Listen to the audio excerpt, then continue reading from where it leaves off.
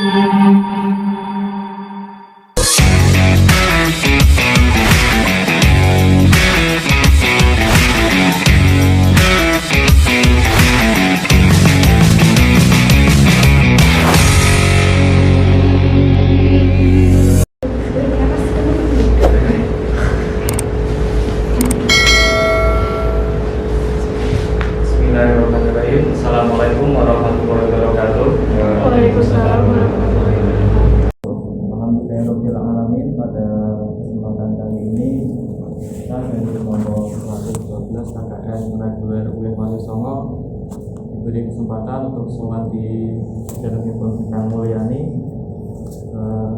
Kami mengucapkan terima kasih karena sudah diberi kesempatan untuk melaksanakan istilahnya diskusi ngobrol santai untuk membahas moderasi beragama. Sebelum lanjut ke sesi diskusi, saya akan membacakan CV dari pemateri terlebih dahulu. Untuk nama Mulyani, tempat tanggal lahir Demak 21 Januari 1981, alamat Ngemplak RT 13 RW 1 Ranggen. Untuk motonya, hidup adalah perjuangan dan berjuanglah selalu. Untuk nomor HP-nya barangkali teman-teman ada yang butuh, 089 532 394 7826. Untuk riwayat organisasi ini lumayan banyak, jadi ada sekitar 4. Yang pertama Ketua KNU Ranting Taman Sari tahun 2004 sampai 2006. Yang kedua Wakil Ketua KNU PAD Meranggen 2006 sampai 2008. Yang ketiga Wakil Ketua GP Ansor 2017 sampai 2019.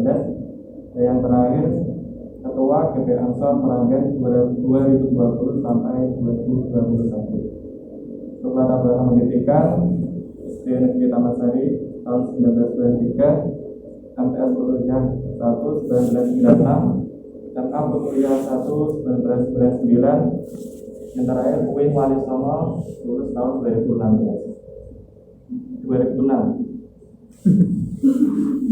Soal materi ya? Iya, itu masih IAIN. Masih IAIN ya. Jadi untuk melanjutkan acara sesi diskusi, kita awali dengan bacaan basmalah. Sama-sama Bismillahirrahmanirrahim. Jadi di sini kita akan mengangkat tema moderasi beragama. Jadi saya ingin bertanya ke yang umum terlebih dahulu ya. Jadi sekarang itu kan lagi dari Kementerian Agama, Gus Yakut, terus Menteri Pendidikan, Nadiem Makarim itu kan istilahnya menyuarakan kayak moderasi beragama gitu. Termasuk UIN Wali Songo juga itu dari tahun kemarin itu sudah menyuarakan kayak moderasi beragama. Jadi menurut panjenengan moderasi beragama secara umum itu gimana? Oke, terima kasih pada sahabat semuanya dari tim KKN UIN Wali Songo Semarang yang tim berapa ya? 112 terkait dengan kebijakan pemerintah terkait masalah moderasi beragama. Jadi ada sebuah perjalanan sejarah dalam keberagaman Indonesia, karena benar bangsa kita itu terdiri dari berbagai macam suku, budaya, bahkan kita punya beberapa agama yang diakui pemerintah. Walaupun pada dasarnya agama yang banyak dianut di Indonesia adalah agama Islam. Dari berbagai suku tersebut juga mempunyai budaya-budaya tersendiri. Katakanlah dari suku Aceh sampai Papua punya keberagaman sendiri-sendiri. Tetapi karena notabene Islam adalah sebagai agama mayoritas, Islam pun juga tidak serta-merta harus gegabah atau bahasa saya itu terlalu harus menguasai segalanya, tidak, tapi kita harus bisa membingkai di mana agama Islam sebagai agama mayoritas, tapi mampu menyatukan Indonesia ini dalam satu negara, yaitu Negara Kesatuan Republik Indonesia. Kalau modelnya kalau dibuat Islam saja, ya agama yang lain bagaimana? Padahal di Indonesia itu ada 6 agama yang diakui, Islam, kemudian Kristen, ada Katolik, ada Hindu, Buddha, dan juga yang sudah disahkan oleh Kristen itu adalah agama Konghucu. Gitu. Ya, terkait hal tersebut juga ada mengenai suku-suku yang mana dalam suku tersebut punya aliran kepercayaan tersendiri. Ya.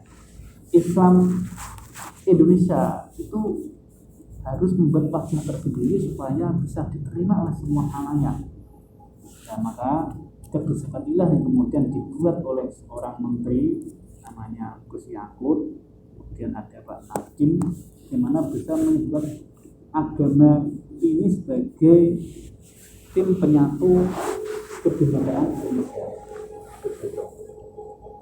Jadi gerakan-gerakan Islam yang cenderung pada gerakan rasanya radikalis itu ternyata tidak membuat Islam menyatu, tapi kemudian membuat Indonesia yang bersuku-suku berpulau ini kemudian nantinya ditakutkan tercerai-berai, gitu loh. Itu yang tidak diinginkan oleh para penguasa Indonesia, termasuk para pemuka agama, pemuka pemerintah, itu ingin bahwa ketika Indonesia terdiri dari berbagai macam suku, bahasa, budaya, dan juga berbagai pulau, ada kurang lebih 17 pulau, itu bisa menyatu dalam satu pimpin Negara Kesatuan Indonesia, yang mana ini adalah sebuah rahmat bagi semuanya. Jadi kehadiran Islam itu rahmat, itu bisa dicerminkan pada kebijakan-kebijakan pemerintah, di mana semua elemen agama itu bisa diterima oleh semua khalayak. Kita menghormati kebijakan adanya moderasi, karena moderasi itu, yang namanya moderasi itu kan sedikit kemodernan tapi tidak terlalu kasar, tidak terlalu kaku. Kita tuh lentur fleksibel, gitu loh. Artinya lentur fleksibel itu apa? Ya kalau kita kaku dengan adanya Islam yang sedikit agak fundamentalis, maka yang terjadi adalah kekacauan yang sudah pernah terjadi. Ya kita lihat negara Suriah, ada lagi yang terbaru itu mana tuh? Iran, kemudian di Afghanistan itu juga itu ditakutkan seperti itu, bahwa ya kita bagaimana bisa mengemas. PBNU sudah menjadikan Islam Nusantara, artinya Nusantara itu sebagai sebuah wadah Islamnya sama dengan Arab. Kita juga syahadat, kita juga sholat, kita juga puasa, juga haji, semuanya sama. Tetapi Islam Nusantara punya corak tersendiri, yaitu bagaimana bisa diterima oleh semua khalayak masyarakat, bahkan dunia. Islam rahmatan lil alamin, Islam itu sebagai agama rahmat bagi semua masyarakat, lapisan masyarakat. Jangan sampai gara-gara agama kita terjadi penindasan. Jangan sampai agama kita itu terjadi namanya diskriminasi. Iya, jangan sampai dengan agama kita terjadi kekacauan. Kan nanti yang salahkan siapa? Islam kan? Yeah. Makanya ketika bahasa kita bahwa Islam rahmatan lil alamin, Islam moderat, itu tujuannya adalah bisa membangkai kesatuan, bisa membangkai dari keberagaman agama, dari keberagaman suku, dari keberagaman budaya, itu bisa terjadi dalam satu kesatuan, itu Negara Kesatuan Republik Indonesia. Itu kita tahu lagu Kubul Faton nanti, Sebuah Faton itu, kita tahu lagu-lagu yang lain yang mana tujuannya adalah bisa membuat negara kita bersatu dalam kebinekaan. Gitu. Berarti intinya Islam itu sebagai agama mayoritas di Indonesia itu harus bisa menjadi pemersatu gitu, dari agama-agama lain.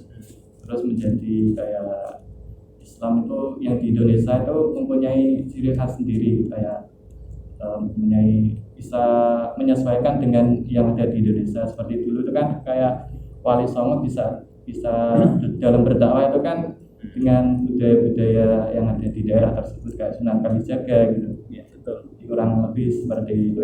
Jadi konsep Wali Songo, kenapa dulu yang Indonesia itu dari kerajaan-kerajaan yang berasal Hindu dan Buddha, kemudian sedikit dengan begitu gamblangnya Wali Songo kemudian menjelaskan tentang Islam dengan santun, dengan tanpa pemaksaan, dengan tanpa peperangan. Islam itu diterima oleh semua khalayak, baik kalangan raja sampai kalangan bawahan. Itu kehebatan Wali Songo loh. Jadi contoh saja itu Sunan Kalijaga. Sunan Kalijaga itu luar biasa. Ketika dulu banyak para wali itu memakai udeng-udeng, bagaimana pengenalan Sunan Kalijaga memakai belangkon. Nah, terus apakah dengan belangkon itu kemudian dituduh, kamu pelakon, kamu budaya? Enggak. Tapi bagaimana hanya sebuah belangkon ini sebuah simbol. Artinya ini tradisi budaya kita, budaya Indonesia yang sebelum masuknya Islam sudah ada belangkon. Ya terus Islamnya bilang Islam itu ya lebih mengajarkan pada urusan ubudiyah. Oke, kita sholat, ya kan, puasa, haji, jalan. Tapi yang dimaksud Islam itu adalah membawa berkah bagaimana negara ini, rakyat ini, warga ini bisa bersatu dalam rahmat, gitu loh, dalam kasih sayang antara satu sama lain. Nyatanya ketika para Wali Songo itu membuat visi misi dakwahnya itu mampu diterima oleh semua khalayak masyarakat, dari yang dulunya pengerut kemudian Buddha kok senang dengan Islam, kemudian berbondong-bondong berjamaah syahadat bersama masuk Islam. Contoh yang pernah terjadi itu adalah Sunan Kalijaga kan seorang dalang ya. Beliau itu membuat wayang, seni wayang sebagai seni budaya untuk berdakwah. Jadi wayang itu adalah sebuah perlakonan. Wayang itu adalah lakon, dan lakon itu adalah mencerminkan sebuah kegiatan yang ada di masyarakat. Ada lakonnya, ada bagaimana ceritanya. Dan itu ketika masuk pun tidak ada bahasa saya tuh, tidak ada tiket untuk masuk ke sana kecuali hanya untuk membaca syahadat. Dan ketika sudah masuk dalam cerita pewayangan itu ditambahkan sebuah intik, sebuah cerita yang mana menyelamatkan mereka yang nonton itu bisa dengan secara tidak sadar kemudian tertarik dengan Islam. Dan Islam pun Wali Songo tidak kemudian melarang ini tidak Islam, tidak, tapi bagaimana akulturasi budaya itu bisa masuk dalam seni Islam. Kita tahulah adanya kalau dalam bahasanya Jokowi, ketika ada orang meninggal dunia itu ada acara tahlilan 7 hari, 40 hari, 100 hari. Itu memang betul itu budaya sebelum Islam masuk. Tapi budaya itu dulunya adalah di mana mereka setelah ada kerabat atau yang meninggal dunia itu mereka membaca doa mantra-mantra, membawa sajen yang katanya tuh rohnya masih ada, dan roh kepercayaan pada roh itu adalah kepercayaan animisme, dinamisme, gitu gitu. Ya. Dalam Wali Songo itu mengajarkannya itu dimasukilah nilai-nilai Islami. Kita doa bersama. Dalam bahasa Nabi pernah ngendika kalau dikatakan sebuah amal yang tidak terputus adalah salah satunya adalah anak yang soleh mendoakan orang tua. Nah, ketika mendoakan seorang itu kan kurang kuat, artinya ngajak koncong dulu. Akhirnya berdoa bersama-sama. Dengan apa yo? Ngajak tahlilan.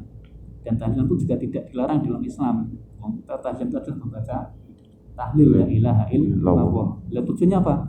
Untuk memperkokoh keimanan. La ilaha illallah itu memperkokoh keimanan. Kemudian kalau yang terakhir tak diiringi dengan doa, ya doanya itu apa? Mendoakan kepada keluarga yang telah meninggal dunia, karena itu adalah sebuah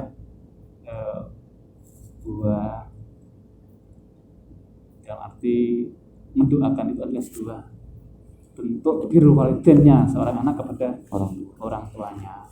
Itu.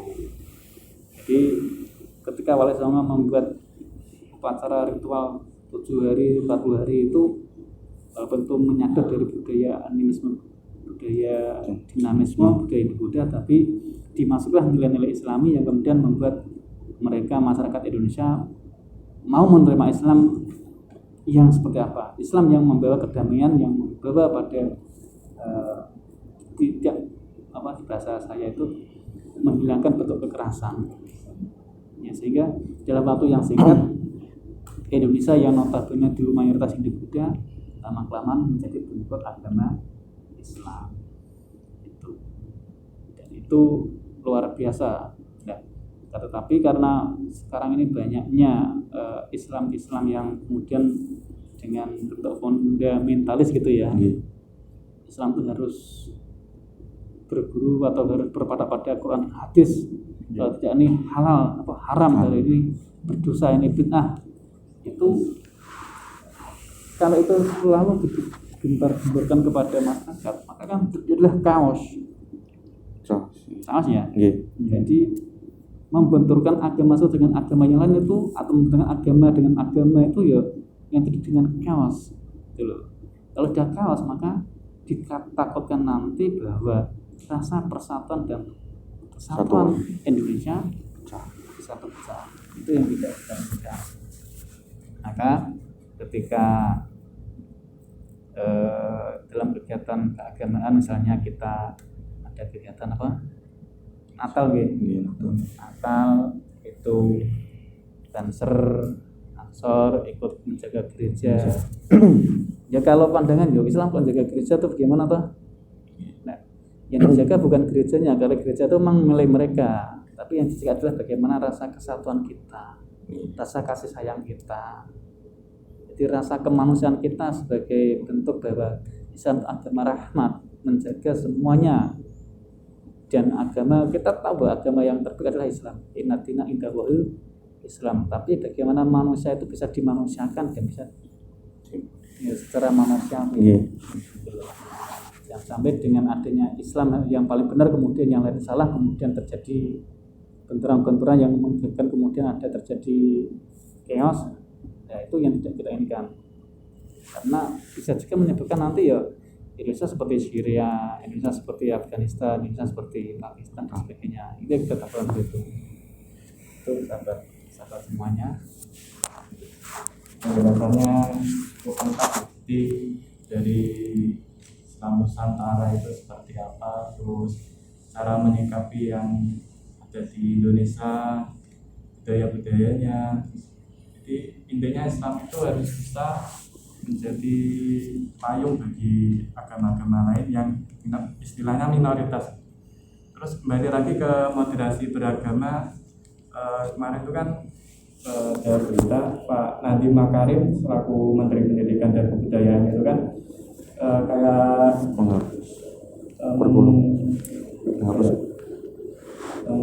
menyuruhkan apa istilahnya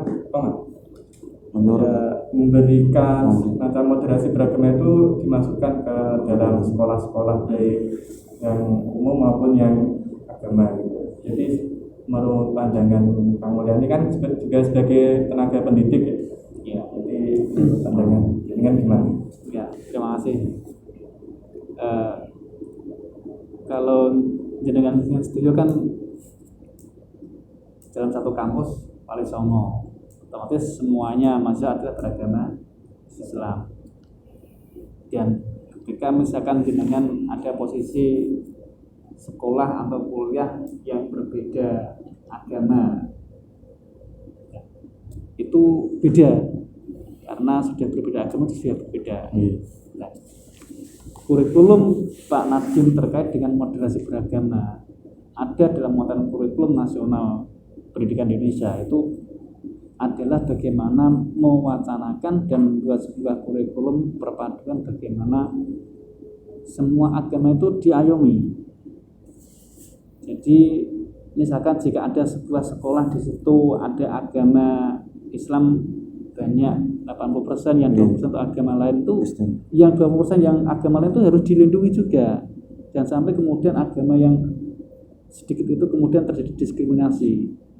Jadi pelajaran moderasi beragama itu tujuannya adalah menghormati agama-agama yang ada di Indonesia.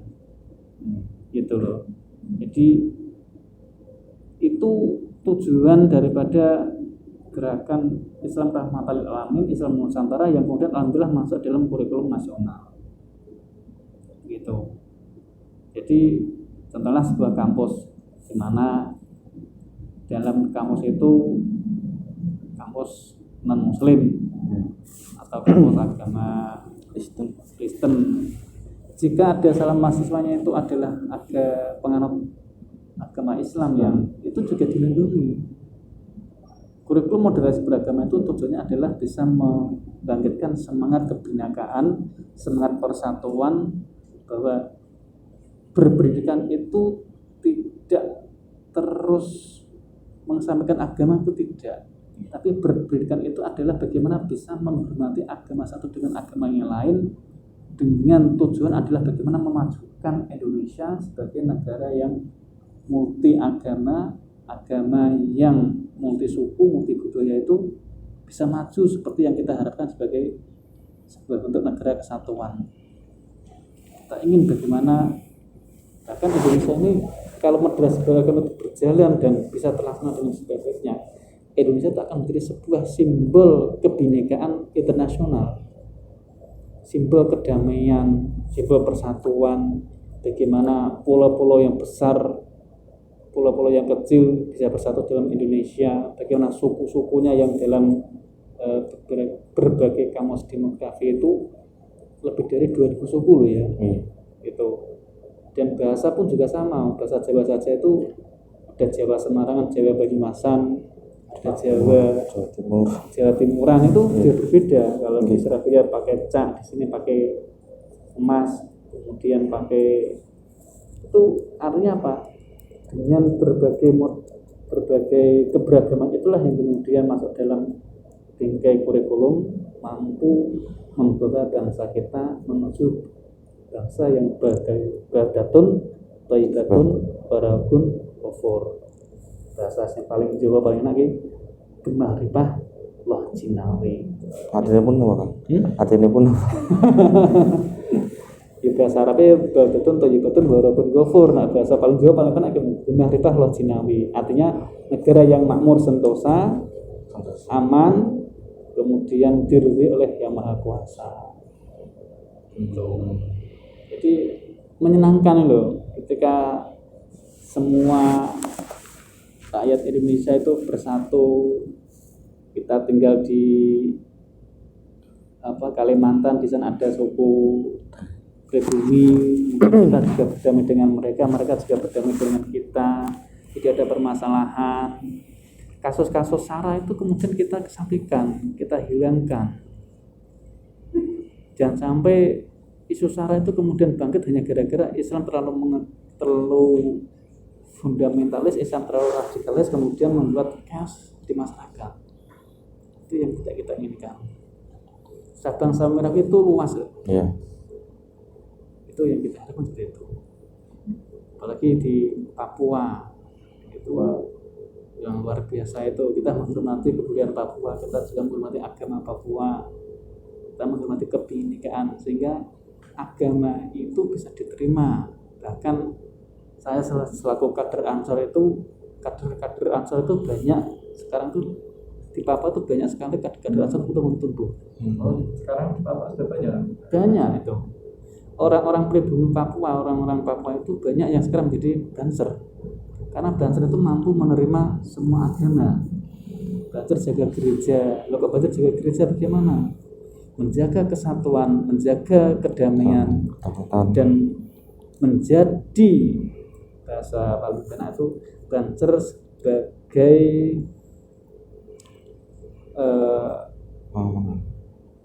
Banser sebagai pondasi awal, Banser sebagai gerakan yang siap untuk menjaga perdamaian Indonesia. Seperti itu. Jadi itu harapan kita seperti itu. Teman-teman saya yang sekarang ini menjadi pengurus Ansor Banser di Papua, foto-foto yang ditampilkan kepada saya itu ini loh Pak, bahwa Ansor bisa diterima di Papua. Gitu loh. Ketika ngepang bareng, ngobrol bareng, dan mereka salut bahwa NU itu sebagai sebagai sebuah Kamu NU atau Islam Nusantara yang dijalankan oleh NU itu mampu diterima oleh semua halayak, termasuk Papua juga menerima kita. NU itu sekarang tuh luar biasa loh. Ya. Di semua negara itu ada NU cabang. Ya. Namanya PCI, Pengurus Cabang Istimewa Ya. di luar negeri. Ya. Karena kebudayaan sebuah gerakan NU itu yang kita titik beratkan pada rasa kesatuan, rasa kebinekaan, dan yang paling utama adalah menciptakan kedamaian, ikut menciptakan kedamaian tidak hanya di Indonesia saja tapi juga tingkatan dunia. Ada beberapa kejadian atau bukan kejadian, ada sebuah momen yang luar biasa ketika beliau Katib Am PBNU Gus Yahya itu pernah menjadi pemateri utama di Israel. Ada yang mencibir Israel bagaimana tadi? Tujuannya adalah bagaimana menciptakan sebuah kedamaian. Gitu loh. Ketika PBNU mengutus Gus Yahya ke Israel, Israel itu punya acuan jempol terhadap Islam atau Islam Nusantara, dan Islam juga nanti akan sedikit step Israel itu di situ untuk menciptakan sebuah kedamaian dengan negara tetangganya Palestina. Ya. Itu yang diharapkan seperti itu. Itu sahabat-sahabat semuanya, rekan-rekan semuanya. Ada yang ini intinya dari bagian tadi kayak Pak Nandir itu intinya ingin menjadikan pelajar atau mahasiswa yang ada di Indonesia itu sebagai orang yang pribadi yang tidak diskriminasi terhadap minoritas. Ya kayak sama tadi Win Walitong itu makanya dari LP2M itu memberikan moderasi beragama agar mahasiswa-mahasiswanya itu bisa memberikan toleransi pada yang minoritas. Jadi untuk selanjutnya kalau dari menyinggung yang tadi yang kayak buzzer jaga di gereja, numpang di gereja gitu. Kalau akhir-akhir ini kan kemarin ya agak lama itu 3 bulan. Gus Miftah itu kan pernah melakukan ceramah di dalam gereja itu kan membuat banyak pro kontra kan. Kalau lihat di kolom komentar itu kan banyak sekali pendapat orang. Itu menurut panjenengan itu gimana? Oke, terima kasih. Jadi itulah sosok Gus Miftah yang kontroversial. Tapi di balik kontroversialnya itu ternyata banyak sekali berkahnya ketika Gus Miftah tampil di muka gereja. Atau di mana tadi? Di gereja. Bahkan Gus Miftah juga pernah ceramah di klub malam juga pernah. Itu kan ya kontroversial, tapi itu seorang Gus Miftah yang punya nilai dakwah tersendiri. Buktinya apa? Kita tahu seorang Deddy Corbuzier, gitu kan? Itu kan mu'alaf. Seorang Deddy Corbuzier kok mu'alaf itu membawa angin segar terhadap Islam, bahwa ternyata dengan ceramahnya Gus Miftah di gereja itu mampu memikat mereka bahwa Islamnya Gus Miftah atau Islam Nusantara yang dijarkan Gus Miftah itu mampu diterima oleh semua khalayak, membuka pintu hidayah kepada mereka yang belum masuk Islam atau belum tertarik dengan Islam. Akhirnya mereka mengenal Islam itu bahwa Islam itu agama yang menciptakan kedamaian, netral, agama yang ramah, agama yang menyenangkan. Itu Islam. Itu yang menjadi sisi menariknya itu. Jadi kalau ada golongan lain mengatakan bahwa dakwahnya kok begitu, wong Kristen ya Kristen, kenapa diceramahi? Membuka pintu hidayah itu tidak mudah. Nyatanya terbukti apa yang dilakukan oleh Gus Miftah itu mampu membawa seorang Deddy Corbuzier menjadi mu'alaf. Itu yang luar biasa. Karena dia tidak punya kerjaan, dia kerja membangun gereja, tapi dia sudah Islam, masih Islam. Apakah kemudian ketika dia melaksanakan ibadah sholat di gereja tidak boleh? Kan Kan boleh tuh ya. Boleh. Tapi kan yang namanya sholat kan nyembah kepada yang Puasa. Maha Kuasa. Itu menghadap kiblat sebagai tujuan arahnya. Tidak menghadap gereja lah, dan tidak menyembah gereja. Itu seperti itu. Dulu pernah seorang presiden Amerika Serikat Barack Obama Iya. juga pernah berkunjung ke Istiqlal. Pernah apa? Pernah. Nah itu juga artinya semuanya bisa diterima. Kita lihat bahwa segi mafsadah dan mandorotnya, segi mafsadah dan manfaatnya, gitu loh. Dan kita niatkan adalah bagaimana menjaga dan merawat kebenekaan ini berbagai suku, agama, bahasa, ras dalam satu wadah kedamaian. Itu. Ketika Umar bin Khattab mengatakan seperti itu karena waktu itu kan ya masih panas-panasnya, Iya. gitu loh. Lagi panas-panasnya itu pernah mengatakan seperti itu. Tapi kan tidak menjadi sebuah patokan. Nyatanya Wali Songo kemudian mengajarkan juga berbeda lain. Di Kudus ada menara Kudus. Menara kan simbol Iya. agama tertentu ya. Tapi itu sampai sekarang masih ada. Jadi masjidnya tetap ada, tapi kan di situ artinya Islam Wali Songo, Islam Nusantara mampu diterima oleh semua halayak. Itu seperti itu. Masjid di Mekah dengan masjid di sini berbeda. Di sini masjidnya atap sirap yang mirip dengan agama tertentu. Artinya apa? Itulah sebuah akulturasi budaya, sebuah asimilasi agama yang mampu diterima oleh Nusantara kita. Jadi Islam Nusantara itu unik dan asik, menyenangkan. Pokoknya intinya damai, senang, bahagia. Islam kok semrawut, Islam kok keras, Islam kok dungine. Akhirnya ya orang yang mau masuk Islam kan takut ya. Aku ada Islam kudu cingkrang terus. Ada pakaian kan ya itu punya pakaian sendiri-sendiri, punya budaya sendiri-sendiri ya.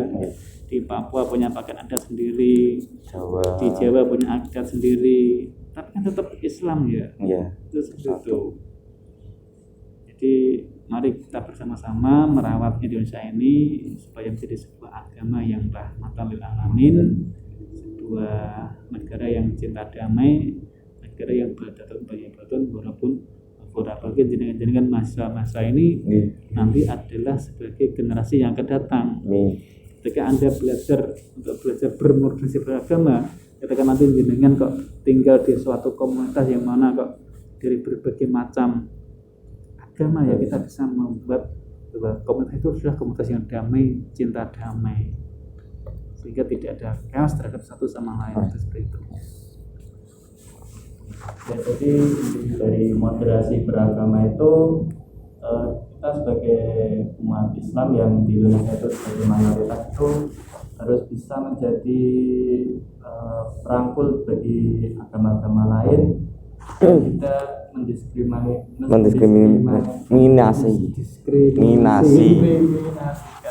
Iya.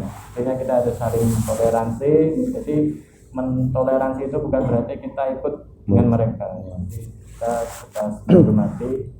Jadi sebelum saya tutup, Kang Mulyani memberikan semangat atau kata-kata kepada adik-adik karena kan ini juga lulusan Wali Songo. Jadi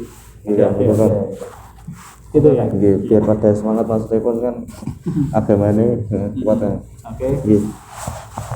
Kepada adik-adik ini mahasiswi Wali Songo Semarang, kami mengucapkan terima kasih atas kehadiran semuanya. Kami hanya berpesan yang dengan saat ini masih menempuh studi di kampus UIN Wali Songo ini, bahwa moderasi itu sebagai sebuah fondasi menciptakan perdamaian. Moderasi beragama itu adalah sebuah bagaimana kita bisa menerima semua agama dengan tanpa adanya paksaan. Kita cinta damai, nanti dengan setuju akan tahu bagaimana nikmatnya sebuah kedamaian.